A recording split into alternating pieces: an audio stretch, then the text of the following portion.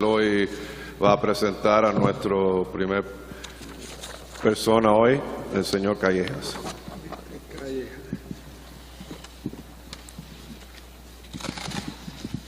Muy buenos días a todos. Aquí tenemos a nuestro chairman, aquí el señor Alberto Bustamante y su esposa Maggie.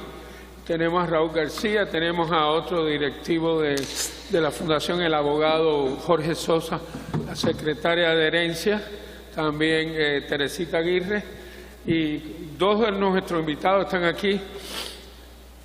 Tenemos a Ángel Callejas, graduado de la Universidad de La Habana en Historia, tiene una maestría también en el proceso del azúcar, cómo se llevó a cabo el proceso del azúcar, y también tenemos, más tarde tenemos a Armando de Armas, un escritor, poeta y de todo, muy gran conocedor de la literatura y gran muchacho que vino hace como 20 años, ¿no, Armando, de Cuba? Llevaba 30 años. 30 años. ¿Y tú, Ángel?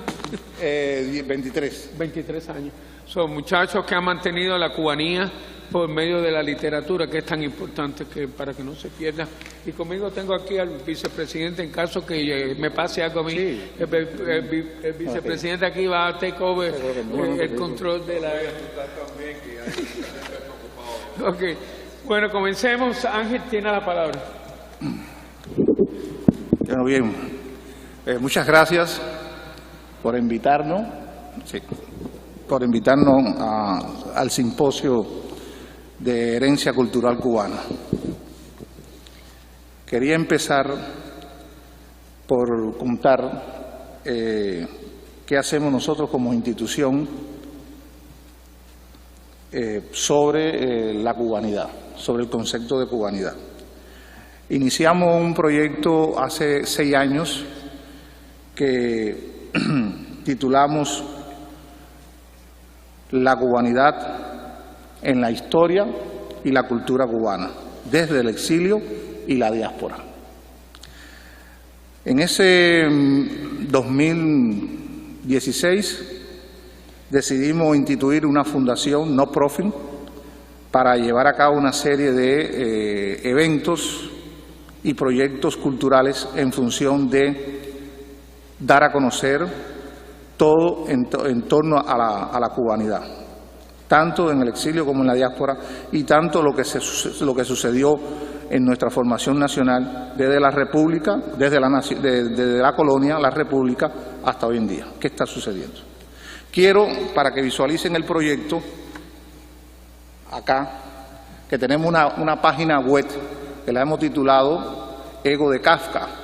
Quiero decirle que Ego de Kafka es más bien una pronunciación sonora, aunque tiene que ver primeramente con la individualidad en contra del colectivismo, y Kafka viene del gran escritor checo que produjo una de las mejores obras literarias hasta el momento. Ego de Kafka se propone como fundación llevar a cabo un amplio proyecto cultural donde primeramente fundamos lo que es Ediciones Éxodos. Ediciones Éxodos, que es la editorial de la fundación, y tiene como propósito publicar libros, folletos, plaquettes y revistas a autores de la diáspora y el exilio, no autores cubanos que viven en Cuba. Es una cosa que queremos recalcar. No es porque estamos discriminando a las personas que viven en Cuba, pero sí nosotros queremos tratar de promover y divulgar y publicar todo lo que se hace en el exilio y la diáspora. No tenemos por ahora objetivo de publicar las cosas que se hacen en Cuba. Más adelante veremos. Hay otras editoriales que sí lo hacen y yo creo que merecen el mérito. Nosotros hasta ahora como proyecto editorial no los estamos haciendo. En ese proyecto editorial nos hemos dado a la tarea de publicar, por ejemplo, autores olvidados y proscritos como Alberto Lamares Sueger, que ya tenemos la biblioteca casi completa de su obra. Alberto Lamar fue el secretario de prensa de Machado y yo personalmente considero que es uno de los más importantes pensadores de la primera mitad de la República, si no es el primero. Publicó desde muy jovencito varios libros, porque murió muy joven, murió con 42 años, Alberto Lamar. Salió al exilio con Machado, fue a París, a Francia, y luego regresó en el año 40 y murió en el 42. Un hombre que dicen que medía 6'4", fuerte y joven. En el 42, Alberto Lamar murió en el 42. Eso es un propósito de la editorial, tratar de publicar autores olvidados y proscritos por la historiografía y las publicaciones que se hacen en Cuba, en la Cuba de hoy. Otro autor ha sido Fernando Yes, matancero, que escribió una gran obra política y literaria, poética, que ya hemos publicado un par de libros de él y vamos a seguir publicando también, tratando de publicar su obra. Lo demás son obras ya más bien vinculadas al ensayo histórico y a las ciencias culturales, aunque también publicamos algunas cosas de poesía y narrativa. Pero el proyecto está dedicado a promover el ensayo histórico, la antropología, la filosofía y la sociología. Sabemos que nosotros vivimos en un terreno donde abundan muchas editoriales que publican obras narrativas y poesía, pero no se ven publicar obras históricas y políticas, y ensayísticas en el orden historiográfico, antropológico y sociológico. Nosotros estamos orientados a publicar ese tipo de obras. Ustedes lo pueden ver en la presentación de libros que traímos para vender aquí, que generalmente todos giran en torno a la política, a la historia, a la filosofía y a la antropología. Ese es ese proyecto. Dentro de la Fundación Ego de Casca también tenemos una... aquí estaba enseñando los libros que hemos ido publicando, porque ahí se pueden ver todo lo que hemos hecho. Y también editamos una revista cultural, que aquí traigo un ejemplar, que ya vamos por el número 12. Esta es una revista que la pueden también comprar en Amazon, porque se vende en Amazon. Vamos por el número 11 y está dedicada, siempre tiene un proyecto editorial que está dedicado a un escritor, a un pintor y artículos sobre antropología, historia, política, y también se ponen algunas cosas de narrativa y poesía.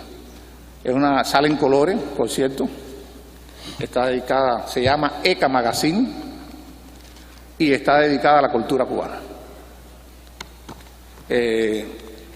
Tenemos otro proyecto dentro de la Fundación de Ego de Casca, que es promover a los pintores cubanos que están en el exilio, donde dice,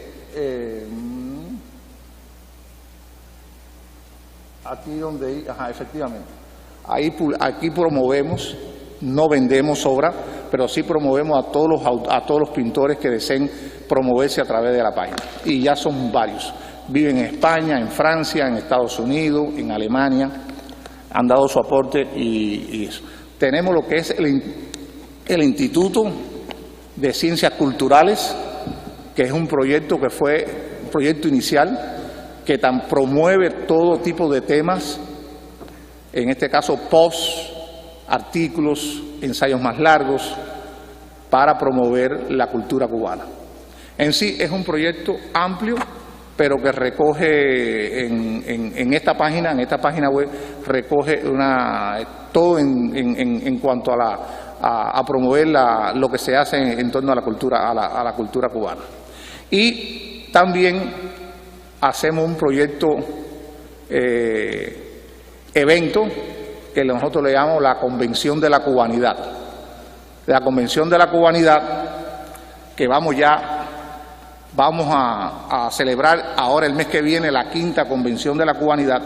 Yo le he entregado a ustedes ahí la convocatoria, que este año va a estar dedicada precisamente, fíjense, al 160 aniversario de la fundación de Ron Bacardí. Es una institución, un patrimonio de la cultura cubana, y el tema central va a ser herencia, archivos, patrimonio cultural en el exilio y la diáspora. Tiene varias temáticas y tiene, por supuesto, el Consejo, la comisión organizadora que estamos trabajando en función del evento.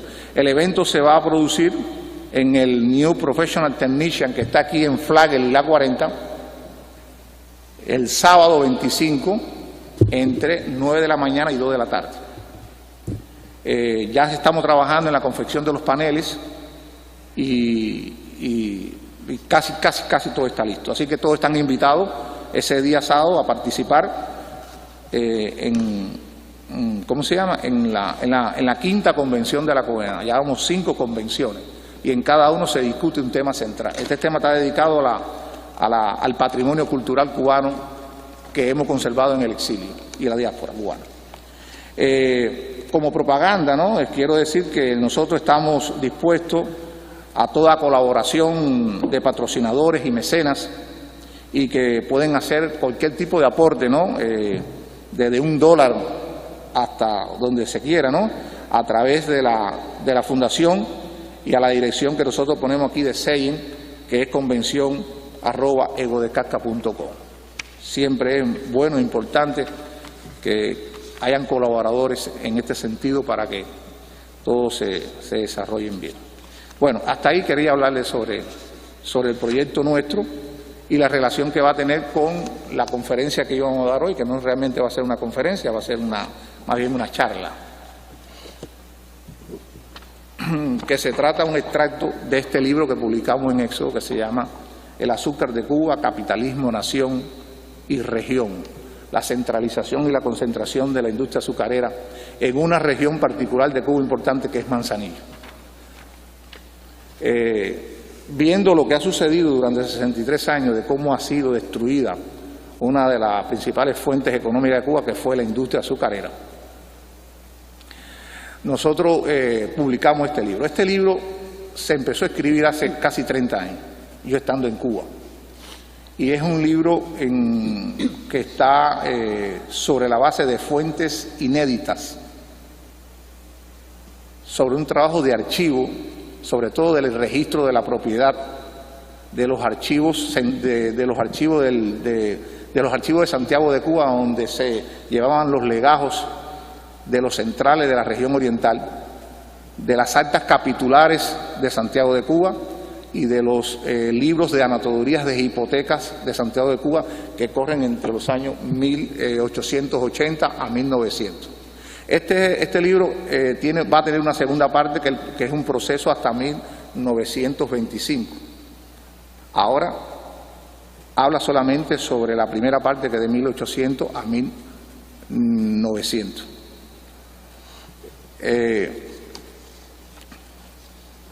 ¿Conocen ustedes que después de la guerra de independencia, la región oriental quedó casi devastada? Sobre todo la región del Cauto, que es la región donde se encuentra Manzanillo, en la parte suroriental de Cuba. Fue una región que fue arrasada y eso posibilitó de inmediato que los grandes capitales e inversiones comerciales que vinieron de otras provincias, sobre todo de Cienfuegos, de La Habana, pudieron invertir en las tierras y construir los grandes centrales que se pudieron producir a partir de la segunda mitad del siglo XIX. Yo voy a leer las conclusiones, porque en las conclusiones creo que está todo bien detallado, para no divagar un poco en torno al libro. El libro se está vendiendo, lo pueden comprar y lo pueden comprar también en Amazon, para que vean la dimensión de un proceso de formación de la nación y del capitalismo en Cuba. Dice así: con el proceso de la concentración y centralización industrial azucarero operado durante las 2 últimas décadas del siglo XIX, la región Manzanillo sufrió cambios sustanciales en el orden como región económica. La estructura agraria se transformó predominantemente ganadera a industrialmente azucarera. El espacio ganadero y tabacalero se vio reducido ante un impetuoso empuje de la expansión azucarera, la cual caracterizó una amplia faja que bordeaba el área costera y que fue ocupada por el cultivo de la caña de azúcar. Esta tendencia económica que caracteriza a la región a fines del siglo XIX se enmarca en la última y tercera variante de la evolución del desarrollo económico y social que atraviesa el territorio de la provincia, antiguamente término municipal de Manzanillo. Luego de la destrucción económica en la que queda la región Manzanillo y sin posibilidades de reanimar una economía de desarrollo, son los capitales provenientes de otras regiones en las cuales se había acumulado un importante monto monetario, los cuales fueron invertidos para echar los cimientos del desarrollo industrial azucarero, aunque hay que tener en cuenta también que un reducido grupo de comerciantes manzanilleros habían logrado una cierta preponderancia económica que le permitió invertir en la industria azucarera, que después de concluida la guerra se reunieron para fomentar los grandes ingenios y centrales. Quiero hacer la salvedad que un ingenio central es una categoría diferente a un trapiche y a un ingenio de la plantación esclavista. El ingenio central ya usa una tecnología mucha más importante y comienza a trabajar con obreros asalariados. En el caso de la plantación azucarera, antiguamente trabajaban con esclavos. Esto es una salvedad, por eso el concepto de central está dirigido en esa función, en que puede dividir el espacio de la industria azucarera a la vida agraria y se construye lo que es el colonato después. Hablaremos de eso. Al concluir la guerra del 68, la región Manzanillo mostraba condiciones favorables para dicho proceso, que se ejecutara sin ningún tipo de problema. Se había abolido la vieja forma de explotación agraria y se disponía de nuevas condiciones que posibilitaba el fácil acceso a la tierra a través de su abaratamiento. Quedaba también estructurada, a causa de la guerra, una red de población a todo lo largo de la zona costera que ofrecía condiciones geográficas factibles, así como la disponibilidad de suficientes fuerzas laborales que pudo surtir al proceso de concentración y centralización de la industria con fuerza de trabajo asalariada considerable. El proceso de concentración y centralización que se opera en Manzanillo se manifiesta en que la contienda bélica hace desaparecer el 80% de los ingenios existentes en la década del 60, de los pequeños ingenios que decían Cachimbo, Trapiche, y sobre todo en una zona que no tenía ese gran desarrollo como Matanza, Cienfuegos, La Habana, que eran los grandes centros de las plantaciones azucareras. Los centrales son fomentados a través de la participación de las acciones de varios comerciantes, unos provenientes de La Habana, otros de Cienfuegos y otros de Santiago de Cuba, y un mínimo grupo que procede de la propia región de Bayamo y Manzanillo. Hay un solo caso de inversión extranjera norteamericana que logra penetrar. Aquí yo expongo que la primera inversión norteamericana como tal, como empresa, se produce en Manzanillo. Y son los Reiner Norton, una compañía comercial que radicaba en Nueva Jersey, y se produce en 1885. Esto pone en duda la tesis de que fue la United Fruit Company la primera inversión norteamericana en Cuba, que se produce en 1898, creo que es exactamente. Trinidad. Trinidad, perfecto.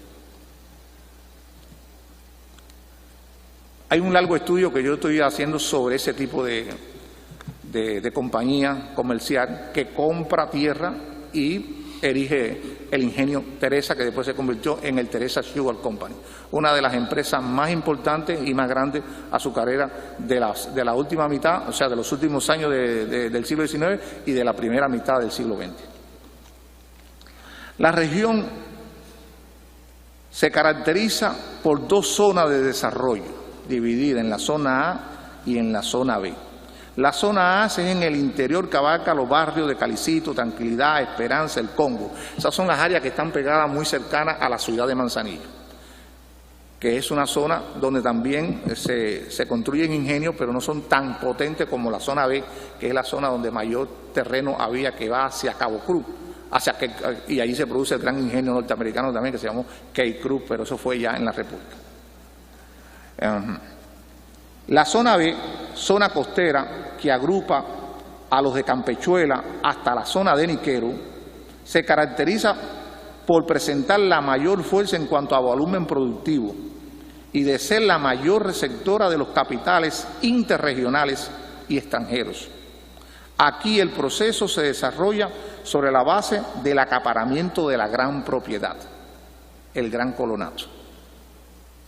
Ahí está la tesis de Ramiro Guerra, uno de los grandes libros que se publicó en la República y que se reeditó en Cuba, por cierto, que se llama Azúcar y población en las Antillas, donde él plantea de que el colonato era un impedimento para la prosperidad de Cuba, que se tenía que fomentar la pequeña propiedad. Y en eso tenía razón. Pero él no estaba en desacuerdo con el colonato. Él lo que decía era de que al mismo tiempo de que el colonato se fomentara, también la pequeña propiedad. Hay mucha gente que dice que él estaba en contra del colonato. No creo. Mi lectura dice que no. El proceso de concentración transita por dos etapas bien definidas. Primero, fomento de centrales con sus correspondientes inversiones de capitales, y su área para el cultivo de la caña de azúcar se extiende hasta 1899. Transformación en el orden tecnológico y de la expansión territorial desde 1890 hasta 1899. En esta segunda etapa, la zona B queda caracterizada como el prototipo del proceso de concentración y centralización azucarera, en lo cual los centrales allí se ubican y concentran la mayor producción azucarera, así como la concentración de la más abundante tierra de la región.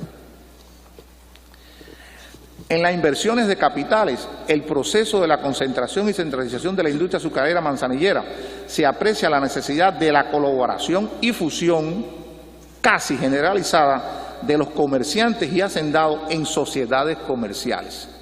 Eso es un punto muy importante en la formación del capitalismo y de la nación cubana, las asociaciones comerciales, que después proliferaron mucho en la República, que se encargaban de fomentar los ingenios centrales que surgen necesitando, a su vez, la mayoría de ellos, de las inyecciones de nuevas cantidades de capital fresco por la vía hipotecaria o refaccionaria. La división del trabajo de la parte febril de la agrícola se sustenta en la proliferación de tres variantes del sistema de colonato. El ingenio que se abastece de varias colonias de caña que se ubican dentro de la propiedad en que se ha fomentado el central y que ha sido colonia fomentada a través de arrendamiento por el dueño de la propiedad. El arrendamiento de tierra de una propiedad ajena en cuyo seno se haya fomentado el central, también en tierra de arrendamiento, en cuyo caso los propietarios de tierra concentraron los contratos con los colonos del ingenio central en las tierras de su propiedad próxima a la industria. El papel que juega el colonato y el arrendamiento es muy importante para el proceso de la concentración y es un tema específico a estudiar en Cuba. También la forma del capital circulante que viene a través del proceso hipotecario, de los préstamos que hacían las casas hipotecarias para que tuvieran suficiente dinero para poder invertir. Eso es un proceso bien importante y complicado. O sea, se conoce de manera general en toda la historiografía de Cuba, pero no hay un estudio, digamos, distintivo que explique ese gran proceso. Durante la segunda etapa que hemos definido de 1890 a 1899 como de expansión territorial, se logra algunas inversiones más de capitales norteamericanos por la vía de la refacción y la hipoteca, lo que le acababa de decir, así como la penetración de sociedades monopólicas que invierten sus capitales dando un nuevo empuje tecnológico a la industria. La contienda de 1895, por supuesto, afectó el buen desarrollo que hasta ese instante había alcanzado la industria azucarera manzanillera. Las áreas de cultivo fueron dañadas con severa magnitud. La parte industrial, o sea, el batey, con sus anexidades, quedó intacto. Al concluir la contienda en el 98, la industria azucarera se recuperó de las secuelas dejadas en su impacto sobre las áreas de cultivo. Se observa que para 1899 la reconstrucción de la propiedad agraria había avanzado a más del 70%. Eso para que ustedes vean la capacidad que tiene el capital de pasar una crisis, recuperarse y seguir adelante. Por cierto, comparado con los periodos de preguerra. El proceso de concentración y centralización operado hasta 1899 no afectó a la pequeña propiedad, de manera que se cambiara la estructura agraria de la región en generalmente latifundista. La región de Manzanillo penetra en las relaciones de producción capitalista a partir de entonces. Con el proceso de la concentración industrial se lograron fortalecer centros demográficos rurales como resultado de la guerra del 68 y que a la medida de sus posibilidades fueron urbanizándose. Así surge, por ejemplo, lo que hoy se conoce como el gran municipio de Campechuela y que se convirtió a finales del siglo XIX como un término municipal. Era un pequeño batey, un central, donde a su alrededor empezó a fomentarse un núcleo demográfico hasta alcanzar el término municipal. Hasta aquí, muchas gracias.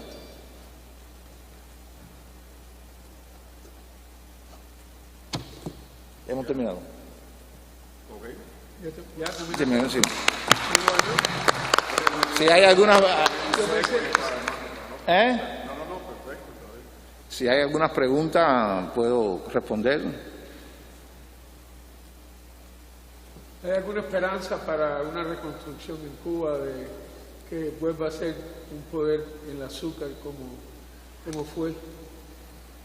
Bueno, Cuba tiene las condiciones para hacerlo, lo que siempre tuvo. Tiene una densidad territorial casi baldía, en el sentido de que muchas de las tierras han sido ya inutilizadas. La propia industria azucarera ha sido esquilmada completamente por el régimen cubano. Y por tanto ahí está el primer capital, que es la tierra. Faltaría, por ejemplo, la inversión, el capital, lo que se llama el capital fijo, el capital circulante, como quieran llamarle, para poder invertir de nuevo en la construcción de los centrales. ¿Cuántos centrales quedan en estos momentos? Yo creo que quedan como 10 centrales. Y Cuba tuvo como 10 centrales en función. Como 10 centrales en función. De 100 y pico. De 100 y pico que había. Ajá. 14 nada más había en Cuse. En Manzanillo habían, solamente en esa zona, habían 12. 12 nada más. Y eran colosos.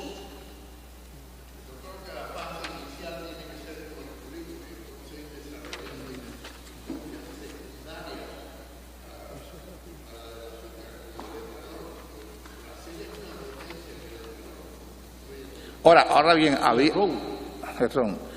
que ver hasta qué punto la iniciativa y el espíritu capitalista del cambio esté en función de reconstruir el azúcar, porque han cambiado las mentalidades, ¿no?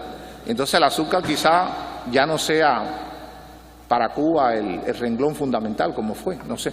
Eso hasta yo creo que sí tiene condiciones todavía. Yo creo también. Ajá, dígame, ¿qué tal? ¿Cómo anda? ¿Su nombre? Vicente. ¿Qué tal? Mira, sí, ya. Vicente, ¿cuál es tu apellido? Vicente Morín, sí.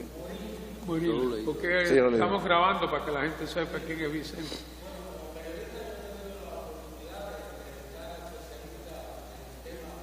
Espérese un momento, si usted pudiera venir por aquí, porque nos han dicho que las preguntas no están saliendo en el video y necesitan el micrófono. No, es que no se graba. No se graba. El audio no sale si no hay micrófono. Exactamente.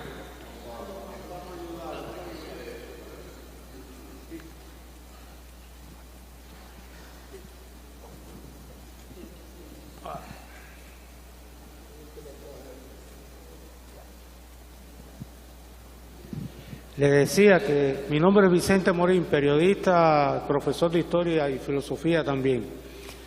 Yo le decía que como periodista mi relación directa con Estados Unidos vino por la Asociación para el Estudio de la Economía de Cuba, la conocida ASCI.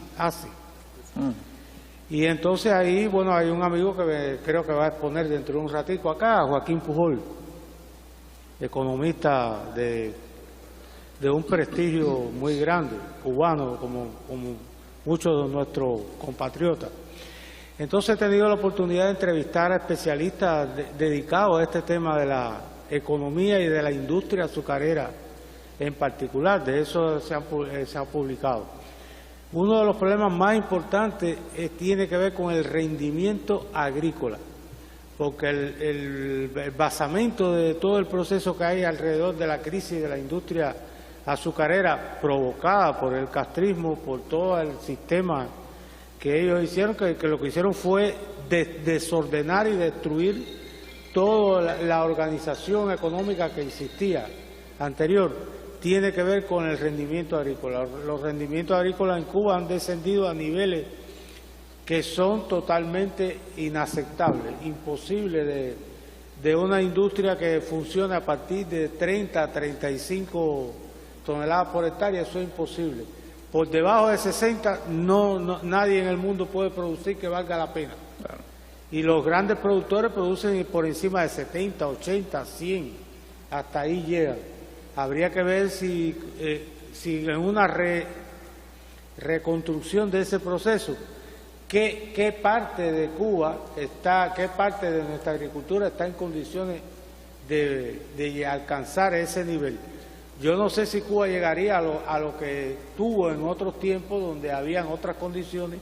Ahora está también el tema ese del etanol, ¿no?, que es muy importante. Pero lo cierto es que ese yo creo que es el principal problema, el rendimiento agrícola, la capacidad de producir caña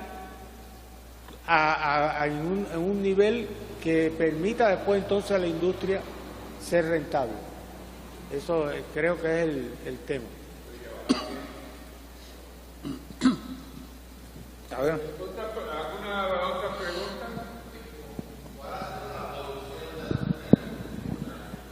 Producción de azúcar en los últimos años. Yo creo que después de la zafra de los 10 millones, lo que más se alcanzó fueron 6 millones y ahora lo que llega a 1 millón nada más. Y 1,5 millones. La mayor zafra de azúcar fue en el año creo que 52, en Cuba, en todos los tiempos, que se alcanzó, creo que fueron 9 millones de eso. Por eso Castro quería... Sí, quería llegar a 10 millones, pero no. Hay detalles de todo está ahí, hay que crear un economista, pero sé que en el periodo del trigo, a la llegada de la pista de esa zafra, fue algo más de 7 millones. Sí, fueron 8 o 9 millones, exacto. Y después de esta que hizo, paralizando el país completo, y ustedes saben, que fue de los 8.56, empezó de nuevo a descender. Y actualmente para llegar a 1 millón pasa trabajo. Para llegar a 1 millón. Hace ya varios años que la crisis es tal que es difícil sobrepasar el millón. Jorge.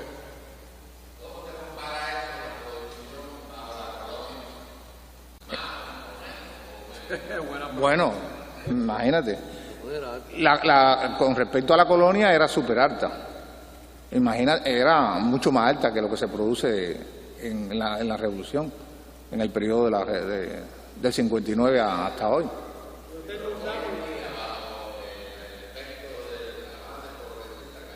Sí. Es menor. Es mucho menor, claro, mucho menor. Mucho.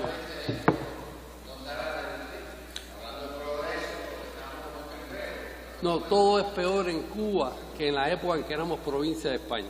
Por ejemplo, el transporte mismo, que era en época que se usaban caballos, habían postas que usted salía de La Habana y llegaba a Santiago de Cuba mejor que hoy en día, que se mueven camiones. Ese es el comunismo.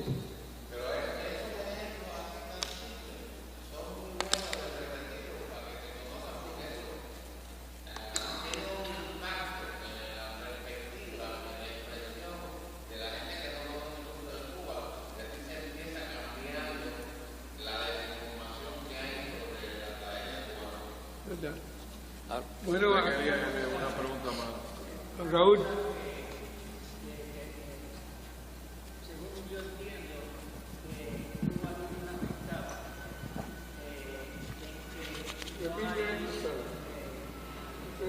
Que no hay animales dañinos como las serpientes, por ejemplo. Aquí en la Florida, para poder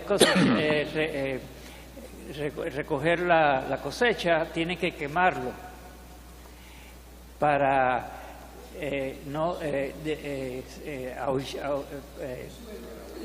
ayuntar a todas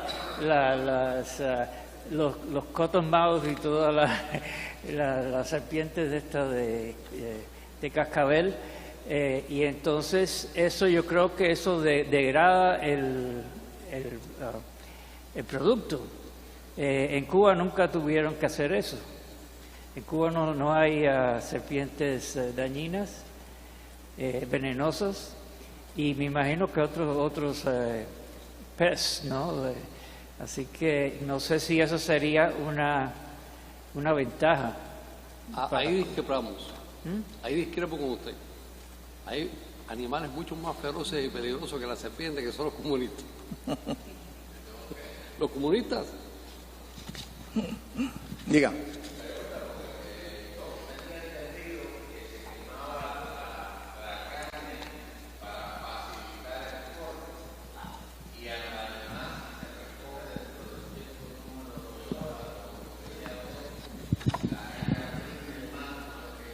Pero eso en la colonia no se usaba, eso fue un método después.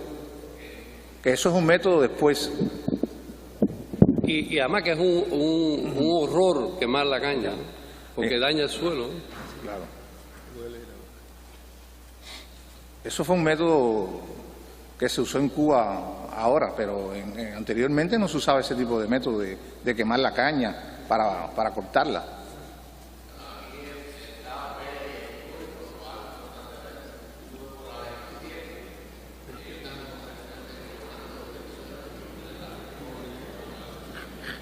Es parte de la misma degeneración del hombre, ¿no? Tanto allá como acá. Del empresario que no tiene en cuenta el medio ambiente, ¿no?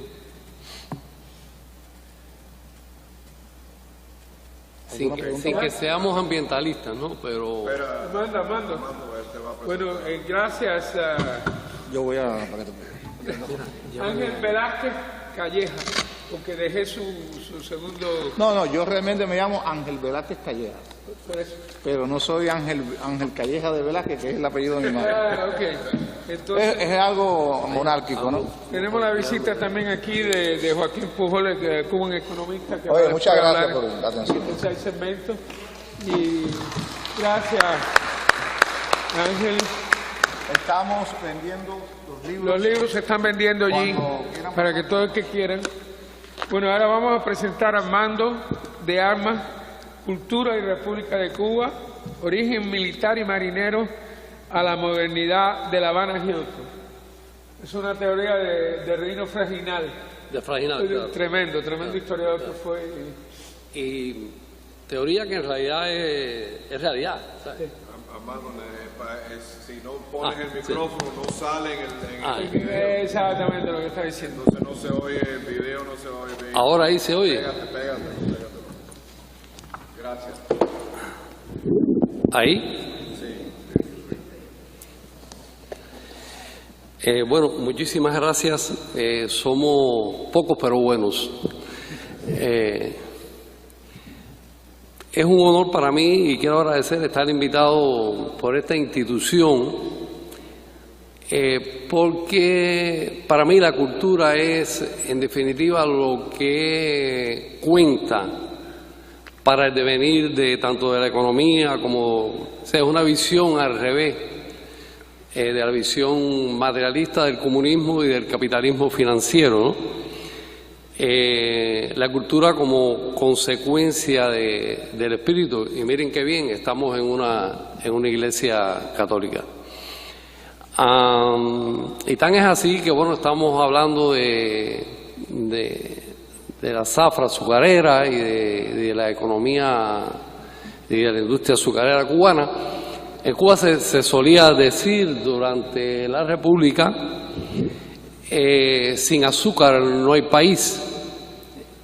Bien, eso es cierto, es parte de la verdad, pero no toda la verdad. En el sentido de que la cultura empezó por crear la industria azucarera cubana y terminó esa falta de cultura o penetración de culturas foráneas de intereses foráneos y de ideologías foráneas, terminó por liquidar esa misma industria azucarera. Así que, claro que sin azúcar no hay país, pero más importante, es decir, creo yo, más esencial, que sin cultura no hay país. Entonces, por eso quiero agradecer y me siento en esta institución como en casa, ¿no?, en ese sentido. Yo voy a leer esta conferencia, no suelo leer, pero hay datos y giros que se me irían si no leo, entonces les voy a pedir perdón por eso y trataré de ser, dentro de lo que pueda ser, no cansarles, ¿no? Entonces, bueno, el título ya está dicho: República y Cultura en Cuba, del origen militar y marinero a la modernidad del Havana Hilton. Este es un concepto que yo cito acá de Manuel Moreno Frajinal, el gran historiador cubano que murió acá en el exilio en Miami. Si entendemos la cultura como la manifestación del espíritu mediante un ciclo de conocimientos, ideas, tradiciones, modos de crear la riqueza o de apropiársela, maneras de relacionarse, imaginarios, herencias, migraciones, costumbres y cultos que conforman a un pueblo dado en una época determinada, debemos entonces colegir que el entramado cultural desobado por la República, nacida en Cuba el 20 de mayo de 1902, es la prolongación, salto abrupto mediante, de los 4 siglos anteriores bajo la égida del Imperio Español. El eminente historiador Manuel Moreno Frajinal definió la cultura cubana como militar y marinera. Y no le faltaba razón, a pesar de que, como sabemos, la isla no ha dado ni grandes militares ni grandes marinos. Pero lo que sí ha dado es una sociedad que es en buena medida el resultado de la actividad militar y marinera. Así, el descubrimiento, conquista y poblamiento de la isla es consecuencia de ambas actividades. Luego, al convertirse Cuba en base del reclutamiento de hombres, la logística y el avituallamiento para las expediciones que parten a la conquista del continente, lo militar y marinero deja sus dividendos al desarrollo de la agricultura, la ganadería y el comercio en la isla.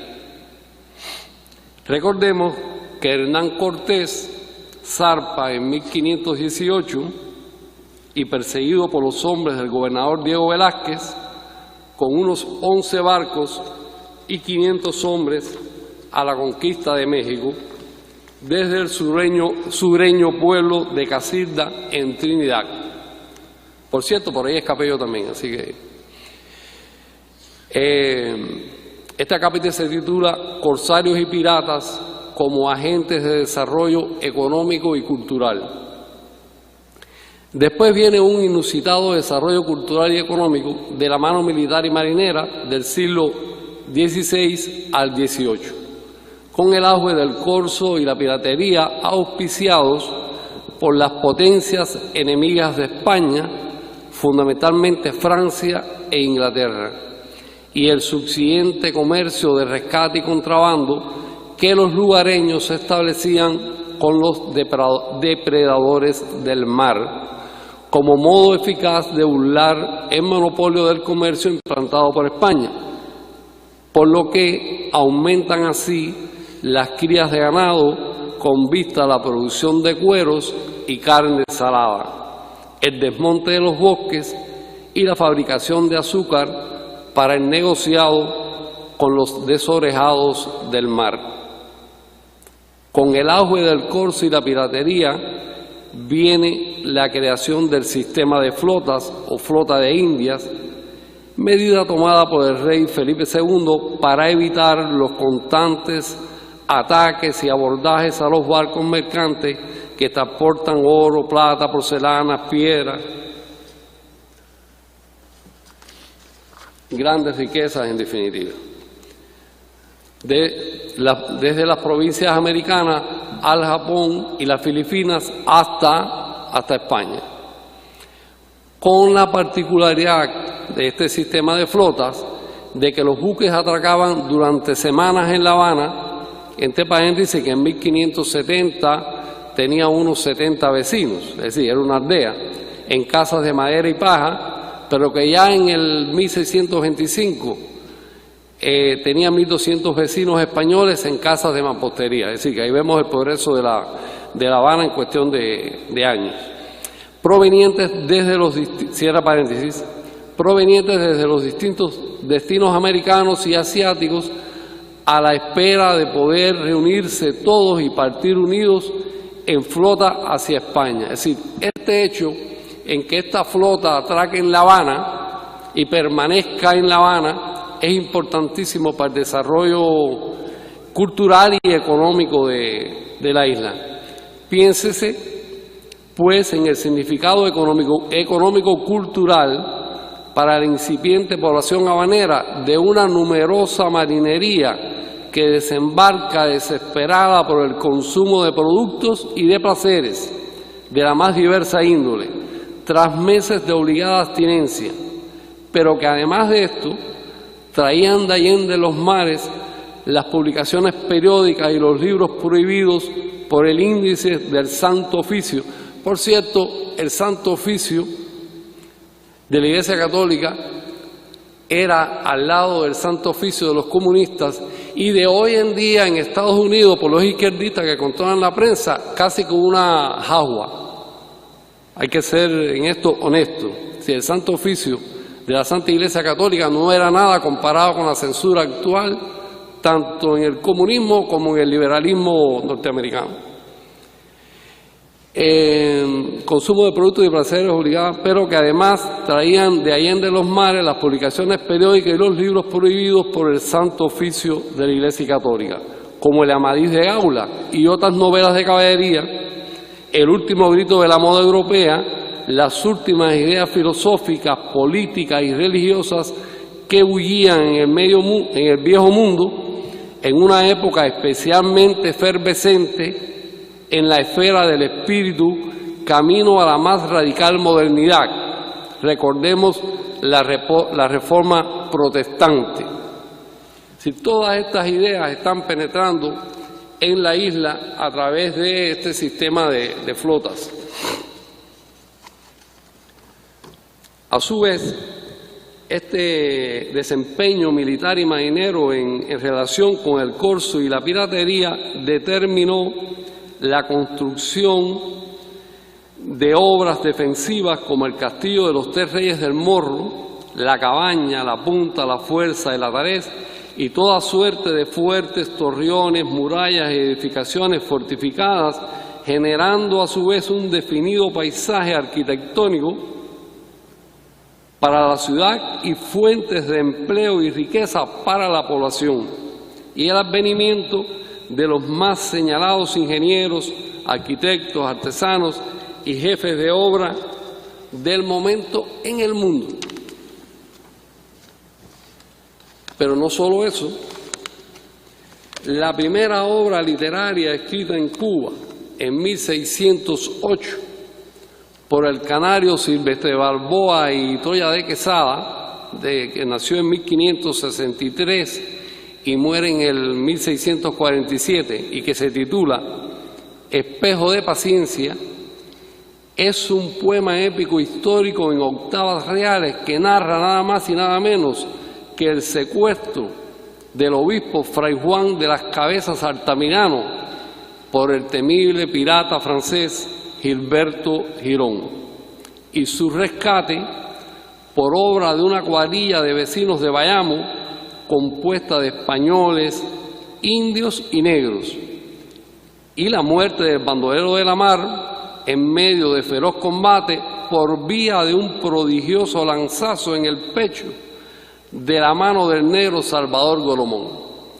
Es decir, nuestra primera obra literaria es también resultado de los actos de la piratería y del contrabando, porque dicen las malas lenguas que inclusive Fray Juan de las Cabezas Altamirano estaba en tratos no santos con estos piratas y por eso es que pueden secuestrarlo con tanta facilidad. Devenir nacional, otro capítulo. El auge económico propulsado por la cultura militar y marinera, donde habría que destacar el auge azucarero auspiciado por la trata de los barcos negreros, da pie a finales del siglo XVIII a un importante paso en el devenir de la nación isleña. La fundación del papel periódico de La Habana por la Sociedad Económica de Amigos del País.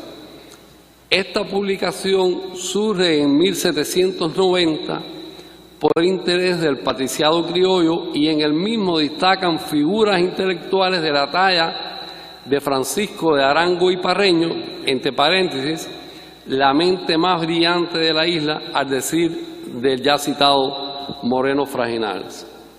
José Agustín Caballero, Tomás Romay, Nicolás Calvo, Manuel de Sequeira, entre otros, los cuales dieron a conocer en sus páginas el pensamiento más moderno de la época.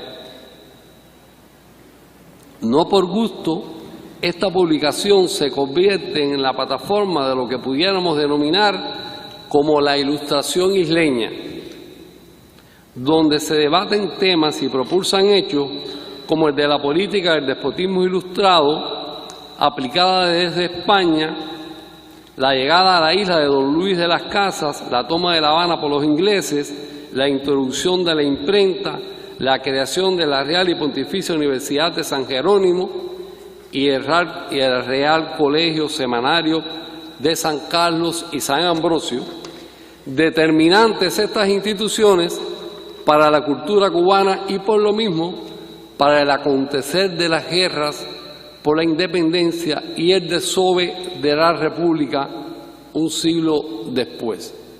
He ahí la importancia de la cultura para bien y mal,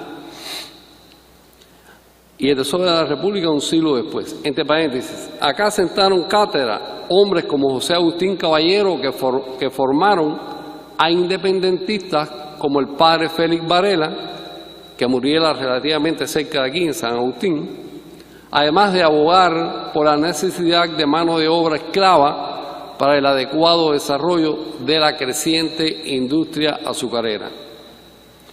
El proyecto iluminista también estuvo influido por las ideas filosóficas que arribaron de Europa para imponer la racionalidad, la experimentación y el progreso a toda costa, aún a costa de la esclavitud de los negros, el cientificismo y el pragmatismo contra la escolástica y los residuales nieblas del medievalismo en la isla. No se puede pasar por alto en este tiempo la labor de la Iglesia Católica a favor de la cultura en Cuba, especialmente la apuesta en ese sentido de Juan José Díaz de Espada y Fernández de Landa, el famoso obispo Espada, quien fuera elegido obispo de La Habana el 11 de agosto de 1800. Espada era un clérigo muy especial, dotado de una plécara inteligencia unida a una energía poco común. Espada emprendió una enorme labor de reforma de la Iglesia y de las instituciones sociales isleñas, prestando su apoyo a los hombres más brillantes que se preocupaban de la ilustración en Cuba.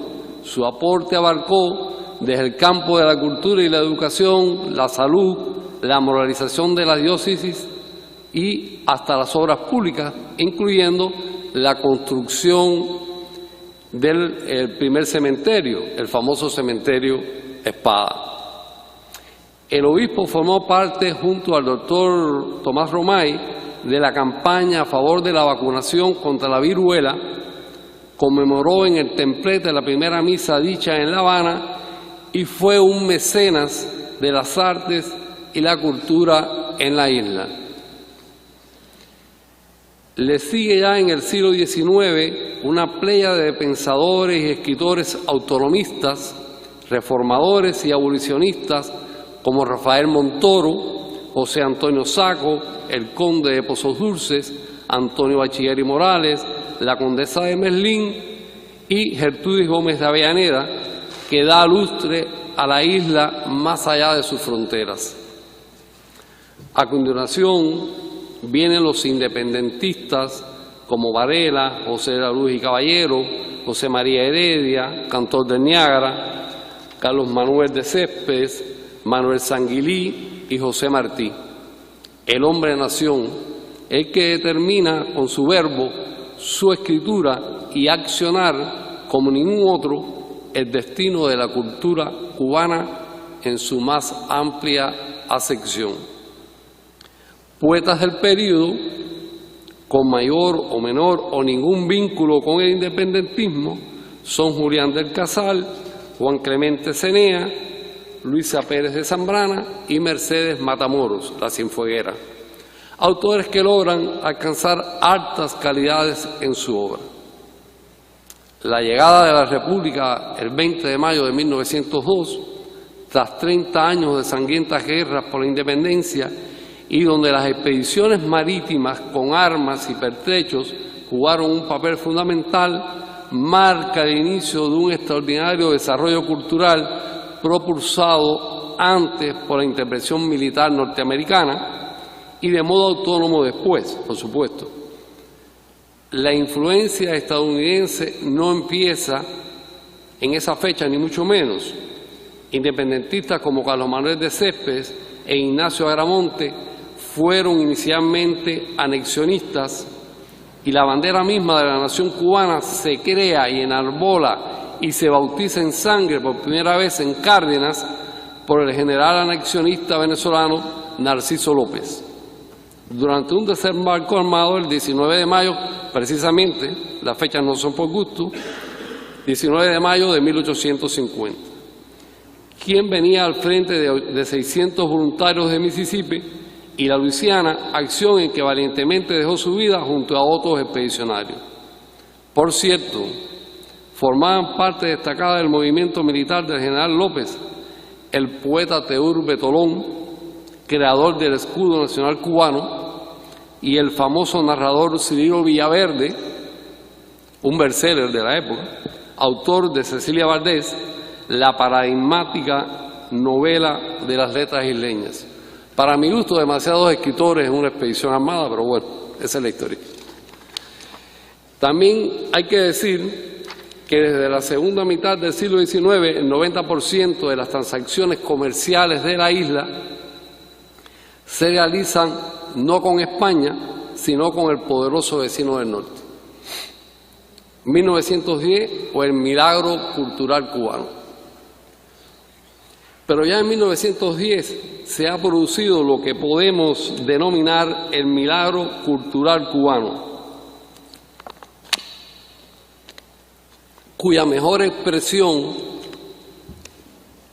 la encontré yo en una fotografía del Parque José Martí de Cienfuegos, fechada precisamente en ese año, donde aparece un gran número de autos estacionados alrededor del parque, todos de último modelo, es decir, de 1910. Ese milagro es posible, aparte de las indudables iniciativas y mentalidad moderna del cubano, por la intervención y ocupación americana de la isla en 1898.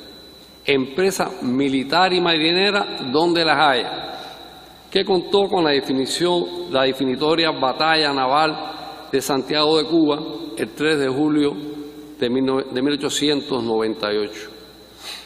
La administración militar del general Leonardo Wu, en el breve periodo de tiempo que va del 1899 a 1902, dejó instalado en la isla un eficaz sistema de educación pública, construyó una amplia red de ferrocarriles, carreteras y puentes, hizo mejoras en los puertos, edificó faros, modernizó la ciudad de La Habana y estableció planes para su alcantarillado y pavimentación, además de reorganizar el obsoleto sistema carcelario, formar una guardia rural profesional compuesta fundamentalmente de ex oficiales y soldados del Ejército Libertador y estructurar una salud pública capaz de desarrollar una gigantesca campaña sanitaria en la que participaron los más prestigiosos epidemiólogos cubanos de la época, como los doctores Carlos J. Finlay y Juan Guiteras Jenner,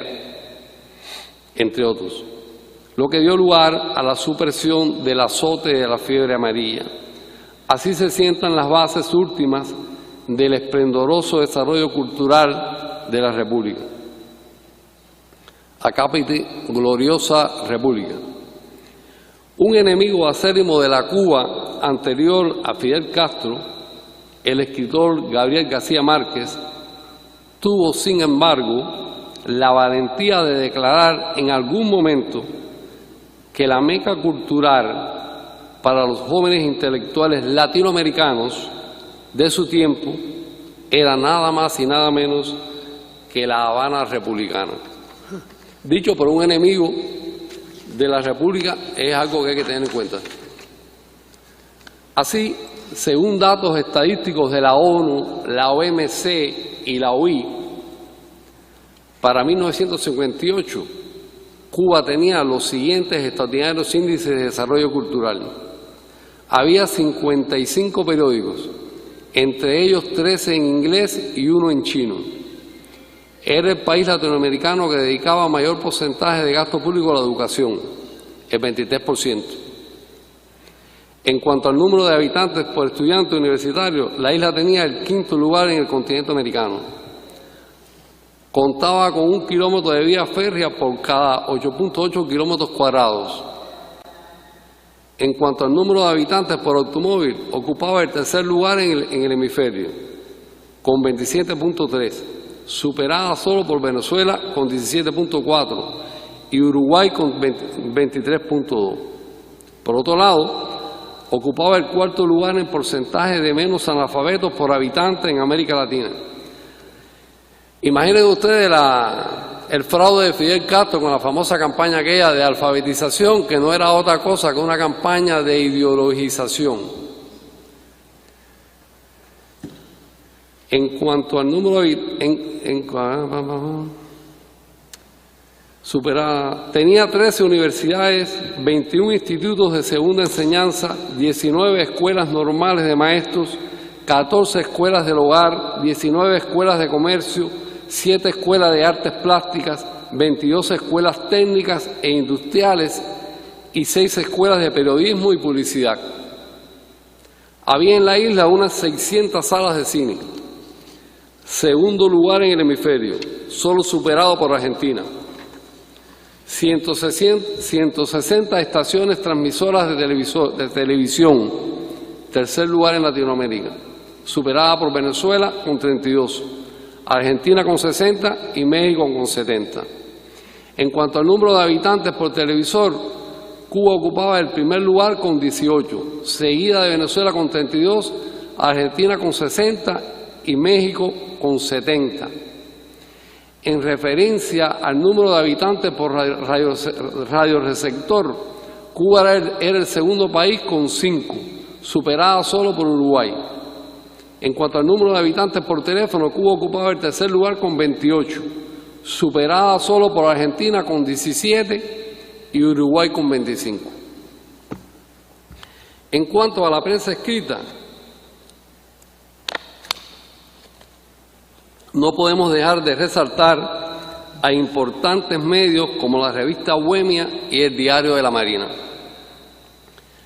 Bohemia nace con la República como una revista semanal ilustrada fundada por Miguel Ángel Quevedo Pérez, el hijo del fundador Miguel Ángel Quevedo de la Lastra.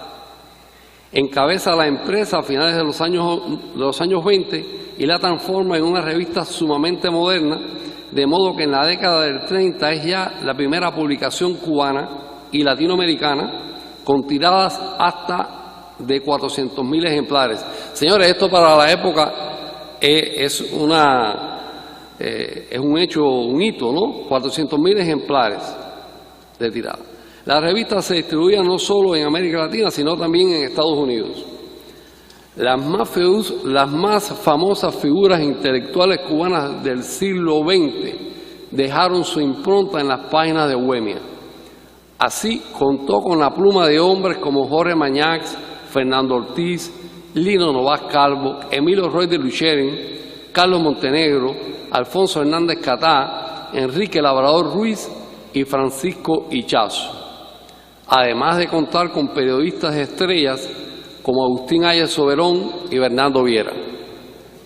En las páginas de Bohemia se publicaron por entrega semanal importantes obras literarias de importantes escritores extranjeros como El Viejo y el Mar de Hemingway, en una formidable traducción de Novás Calvo, y La Nueva Clase del serbio Milovan Dilas, el famoso disidente. Es curioso, yo pude leerme La Nueva Clase de Milovan Dilas en la Bohemia, es decir, en la Bohemia, no la castrista, porque yo nací con el castrismo, sino en bohemias que se conservaban en mi casa guardadas. Y siempre me llamó la atención que en 1957 se ha publicado en serie esta novela, y que estábamos prácticamente a 2 años de que lo mismo que denuncia Milovan Dilas en esta novela fuera a terminar imponiéndose en Cuba, el comunismo, ¿no? Esas cosas que tiene. El Diario de la Marina fue fundado en 1932 por Nicolás Rivero y fue considerado el decano de la prensa cubana y uno de los más importantes medios del hemisferio. Era tenido como uno de los rotativos más influyentes de la República entre 1902 y 1959. En la década de 1920, el diario amplió sus páginas con la inclusión de un suplemento literario, considerado el de mayor trascendencia durante la República. El suplemento literario del Diario de la Marina estuvo dirigido por el intelectual José Antonio Fernández de Castro e incluyó temáticas como el humorismo, el cine, los anuncios clasificados y los folletines. El suplemento fue uno de los voceros de la vanguardia intelectual en Cuba y contó con el aporte de destacadas figuras de las letras de la isla y de otros lares, de modo que en sus páginas se pudo leer, entre otras lumbreras, a José Lezama Lima, a Alejo Carpentier, a Andrés Núñez Olano, a Gastón Vaquero, a Manuel Navarro Luna, a José Antonio Maces, a Luis Felipe Rodríguez, a Ramiro Guerra, a Pedro Enrique Ureñas, a Miguel Ángel Asturias, a Enrique Gómez Carrillo, a José Luis Borges y a Carlos Mariatti. Por cierto, esto prueba, el Diario de la Marina, considerado un diario de derecha, de extrema derecha, aún por algunos, inclusive mi amigo, que fuera amigo mío, Uber Matos, que era un hombre de izquierda, como casi todo el desove inicial de este exilio, decía en una entrevista qué haría él, qué prensa se prohibiría en Cuba del futuro, y dijo que el Diario de la Marina. Sin embargo, la mayoría de estas lumbreras que hemos enumerado aquí, que publicaban en el Diario de la Marina, eran de izquierda, lo cual prueba lo tolerante que suele ser la derecha y lo poco tolerante que suele ser la izquierda.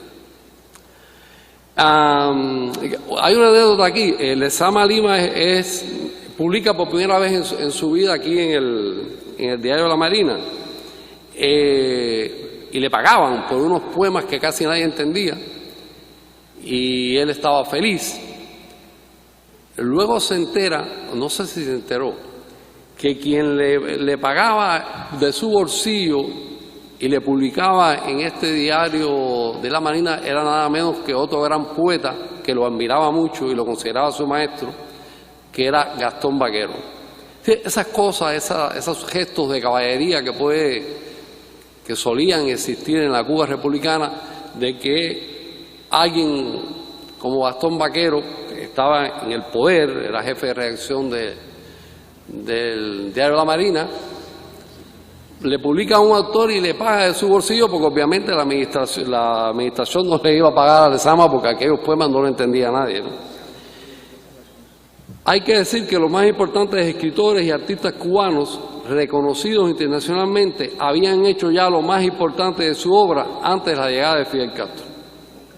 Así, tenemos aparte de los ya mencionados autores y artistas como el poeta y dramaturgo Virgilio Piñera, que revolucionó el teatro cubano con Electra Garrigó en 1948, los pintores Amelia Peláez, René Portocarrero, Wilfredo Lang, el poeta Nicolás Guillén, la bailarina Elisa Alonso, además de compositores o intérpretes de la música cubana como Néstor Lecuona, Amadeo Roldán, Alejandro García Caturla, el trío Matamoros, Sindo Garay, Eliseo René, etcétera, etcétera, para no extenderme. También en cuanto a música no podemos olvidar a la Orquesta Filarmónica de La Habana, fundada el 14 de marzo de 1924 por gestiones de los profesores Antonio Monpó, César Pérez Centenac, Pedro San Juan Nortes y Amadeo Roldán, con el apoyo del doctor Antonio González Bertrán. Con el cambio que trajo la República sobre la base estética que fomentó el sentir neoclásico, penetra en la isla el estilo ecléctico que duró aproximadamente 30 años, aunque conceptualmente llegó para quedarse. La arquitectura de este periodo dejó obras que marcan la Cuba más moderna. Aparece el Vedado y en 1906 nace la Escuela de Arquitectura Cubana. El barrio La Muralla, con Monserrate y el Parque Central, dan la dimensión de lo clásico, pero sigue sobre todo siendo eclecticismo, plasmado en edificios como la Manzana de Gómez, el Centro Gallego o Gran Teatro de La Habana, el Capitolio Nacional, erigido bajo el gobierno del general Machado, y un conjunto de edificios como el Palacio Presidencial, el Centro Asturiano y el Centro Catalán. Destaca también el movimiento Art Deco, emergido después de la Primera Guerra Mundial, que entra a Cuba en 1923 y se desarrolla hasta los 40, confundiéndose en su etapa final con elementos modernos que algunos autores llaman tendencia monumental moderna y en la cual incluyen al Hospital Maternidad Obrera, el edificio de San Lázaro y Soledad, la Gran Logia de Cuba en Carlos III, pero que no sería más que el Art Deco. De este estilo son los grandes edificios del Vedado moderno, como el Foxa, Radio Centro y el edificio Bacardí, detrás del Hotel Plaza en La Habana Vieja. El 22 de marzo del 58 se inaugura el Habana Hilton, rebautizado por el régimen de Castro como Habana Libre. Recuerdan 1984 de Orwell. En su momento, el Habana Hilton fue el hotel más alto y grande de toda Latinoamérica. Contaba con un restaurante, el Trader Vic's, casino, sala de comedor, sala de billar y un bar en la azotea. Este fabuloso hotel no era propiedad de la imperialista Hilton, como la propaganda del régimen ha hecho creer, sino que era solo administrado por la empresa estadounidense, mientras su verdadero dueño era nada más y nada menos que el Sindicato Cubano de Trabajadores de la Gastronomía, que lo construyó con el dinero de las cajas de ahorro. Habría que apuntar que lo que lleva a la pérdida de la República emergida el 20 de mayo de 1902 no fue la incultura y el subdesarrollo, como se nos ha venido diciendo, sino una cultura marcada por la modernidad extrema y un desarrollismo acelerado. No olvidemos que las ideas marxistas sobre las que se sostiene la revolución de 1959 son, junto a las del fascismo, de lo más moderno dentro de la filosofía política que marca el siglo XX occidental. Ideas que comienzan a tomar cuerpo desde 1925 en la isla, con la fundación del primer partido comunista en Cuba.